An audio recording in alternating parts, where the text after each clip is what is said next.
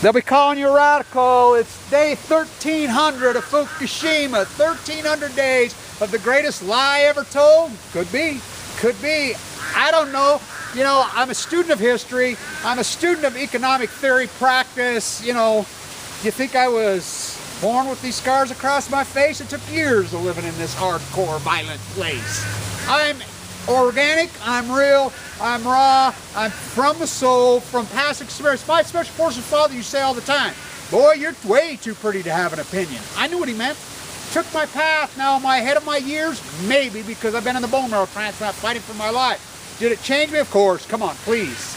I think I had my priorities pretty well right for the most part, as far as letting the forces there be speak through me and following my journey and my path. It's been hard for me to accept, but Fukushima happening, me saying Fukushima is going to happen, and my travels and accepting this and fighting back cancer, the 1300 days of the lie. I stood in front of this camera and went crazy the day that it happened.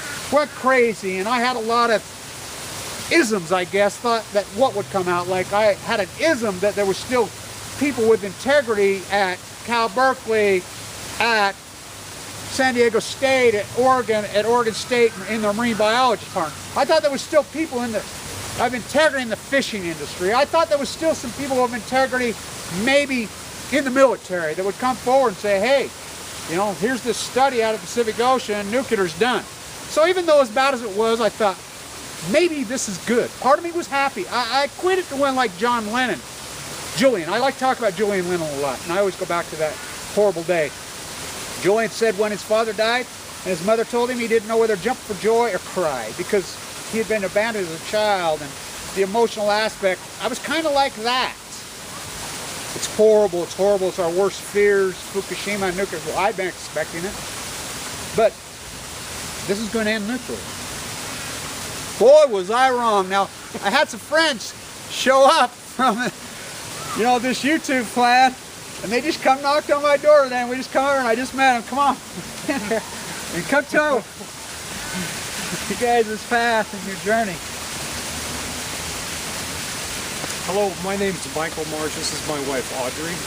We just completed a 3,100-mile, 2-week odyssey that brought us from North Carolina right to Ogden, Utah. If you've never been to Utah, what a spectacular place to be. We are on a spiritual journey. We connected with Kevin a couple months ago on YouTube, but never spoke, never communicated by email or phone. And the Spirit has directed us here. We're going to help support in any way we can the work that Kevin's been called to, because I believe it's extremely important and vital, especially at this time in human history. Here's my wife, Audrey. There's so much on the internet. There's so much bad news that you can find. The deeper you dig, the more despondent you can get. And yet in the midst of it, what we've been hearing God challenge us with is, how then shall we live? In the midst of this insanity, knowing what's going on with Fukushima, seeing what's happening with the wars and everything else that's going on, how then shall we live in the midst of all of this? And that's our question. How then shall we live? We do what we're told to do. We go where we're told to go. God wanted us to be here to help Kevin and help him carry on and complete what it is he's been called to do. And that's how then shall we live? A question of the moment. Well, you know, it's funny, we were on Flood Wall Street, we're sitting there. There's Tim to Christopher, you know, he's an incredible person sitting right there. But somebody, and I didn't even really notice it, and I'd been talking to him, and I didn't even recognize who it was, and he says, that's Luke, we are change. And I'm like, oh my God, it is. I've been there all freaking day, and I didn't even know it till the next day when somebody mentioned one of my videos, and I'm like, I was talking to him all day, and didn't realize it was him. He didn't bring it up, and I didn't bring it up, but our spirits and our light together. And when we talk about, per se, we talk about God or religious, tell them, you know, explain what you're talking about when you're talking about religion or God. I mean, this has nothing to do with religion. No. No. It's relationship. Yeah. We have a creator who's created us to do a particular thing. How closely we follow that blueprint that he's laid out for us. Even if the path is rough, do we compromise? Oh, that's too hard, I can't do that. That's too far to drive, I can't do that. I'll go this far, but not that far. Walking life out the way our Creator designed it to be for us. And one step further is we're following our Creator's voice. We do not subscribe to any religious dogma. We are not following orders from some human. We are on a spiritual mission because God believes, I believe, that something very important is going to happen with what you've begun. That post-ignorance is vital and important, and it has a future. And I think it does, and I think from the spiritual aspect, and I've always flowed from the spiritual, and per se as organized religion, boy, I'm a horrible not fan of organized religion, never have been. But spiritually, and I quote Russell Means, I love the White Buffalo, but you know, we know how, like we were talking before, they've been co-opted. Yep. Who hasn't been co-opted? Everybody's drinking the Kool-Aid of this greed, worship the golden calf. And I always go back to Steinbeck, Tim Shell, thou mayest. You know, which says men are, that's the old Hebrew word men are, you know, and I'm using the literature, what Steinbeck said it meant. Not what you scholars or figure out. I don't care about that. I'm running from the spirit and the soul, as Thomas Ackerman says, I'm running from my art, from the soul in me. That's what I'm running. It's hard to accept that, but you know, our paths are, my path was created before I was born. Come on, please. You know, I was radiated, and then for me to get leukemia, when I got leukemia, after Fukushima, and for this path and the way I've done it, the way it's gone on, I mean, how can I not have faith? I'm alive. I'm alive, and so, you know, we keep going forward. And this has been 1,300 days today, right now, at this very moment. 1,300 days. Incredible, incredible journey, incredible path, and the incredible lie that even I would not have believed. See, I also firmly believe, Kevin, that more are going to be called into this mission, whatever this mission is. What I like about my mission, per se, is it took me a long time through a lot of hard work, a lot of strength, a lot of reading, a lot of things. I'm very, very educated in history. I'm very, very educated in practice and theory. And for me, the social inequalities that have been created, the military war machine, all this evil, we have a rising up, and people rise up like Occupy, but they don't have answers. Now, these quintessential fights have gone on from the history of mankind. I always go back to Hamilton. I have answers, economically, socially, philosophically. We don't need politicals. Politicians are not leaders, never been leaders. We need spiritual leaders, real ones. And, you know, when I talk about a tariff, I'm not talking about it economically.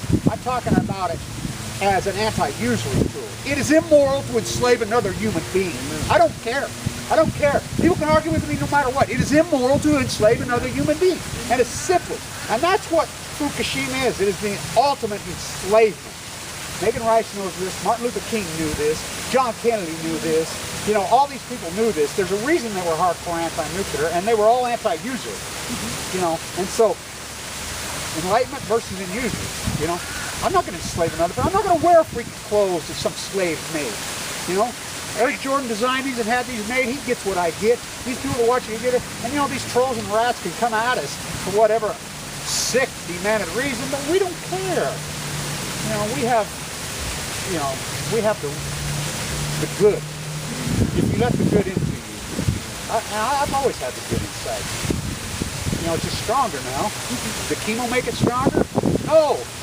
You know, watching people die, and watching people be murdered, and watching my fight as they pass. I mean, I went to my friend Paul's funeral. He was just like, it was so surreal. It was almost like my funeral. We looked alike, we act alike, we dated the same girl, we got cancer at the same time. He died, I lived. His funeral even lit up the light yellow, blue balloons at his funeral because of me. He said, Kevin, you used to wear them blue glasses, and I love that, the blue, you know, and he put those balloons right here at his funeral. You know, his funeral was spectacular. You know, and he said, last words to me is, we're all from her. And he says, you know, none of you are going to live forever. I'll see you on the other side. On our journey, Kevin, we have went all in our lives. We don't have much. We have nothing to lose, but we have everything to gain. So, all in. So, a call that I'd like to make to those who listen to you, you know, what are you willing to sacrifice for this cause? For what can you do to help? And that's what brought us here, because we're willing to stand with you and stand with this. And you know, it's going to come to me. I've been running through my head a long time. Where do we go from here? Where's the platform? I've been with the Million Mouse Man March and led that. You know, and there's a lot of stuff, and there's a lot of energy out there, but we have to channel them. Like Golda Meir again. We had a talk about Golda Meir. You know, people can say whatever they want about her, but she stood up to that machine at the UN. She was the bull in the China shop in there. And she says it never came from the masses, the tiny few. But we need a platform. And we need some people to stand up and say, hey, okay, this is how we're going to do it. This is where we're going to do it. We need to organize a small group in a protest fashion. I'm not sure that it's Washington, D.C. I'm not sure that it's New York. I don't know. But we need to do it. Is it going to be called post-service? I don't know that either. But the social movement that Occupy rose up, it was great, but it showed ignorance. You have to have answers.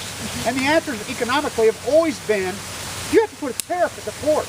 These people are not going to just quit freaking enslaving people. You have to make them. The United States consumes 35% of the world's freaking GDP when they make up 2-3% of the population. It's sick.